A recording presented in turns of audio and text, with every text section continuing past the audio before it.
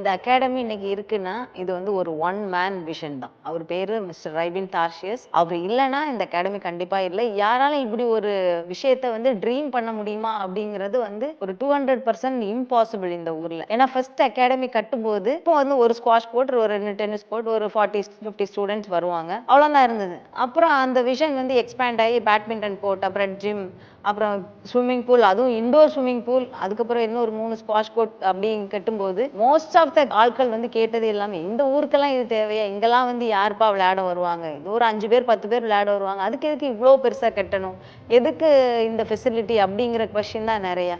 ஆனா அந்த கொஸ்டின் எதையுமே காதுல வாங்கிக்காம போட்டு வச்ச ஃபினான்ஷியல் கேல்குலேஷன்லாம் எதுவுமே பார்க்காம துபாயில் ஒரு ஃபெசிலிட்டி இருந்தால் எப்படி இருக்கும் அதே மாதிரி நம்ம ஊரில் ஒரு ஃபெசிலிட்டி இருக்கணும், இதையும் என்ஜாய் பண்ணுவாங்க, இதுக்கும் கண்டிப்பாக ஆட்கள் வருவாங்க, வர்றாங்களோ இல்லை நம்ம கொடுக்குறத பெஸ்ட்டாக கொடுக்கணும் அப்படிங்கிற ஒரே ஒரு விஷனில் அவரோட 100% கிரிட்டு தான் இந்த அகாடமி. இன்னைக்கு ஆக்சுவலாக ஒரு நல்ல பிஸ்னஸ்க்கு அடையாளமே வந்து எல்லாருக்கும் எல்லாமும் கிடைக்கணும் அப்படிங்கிறது.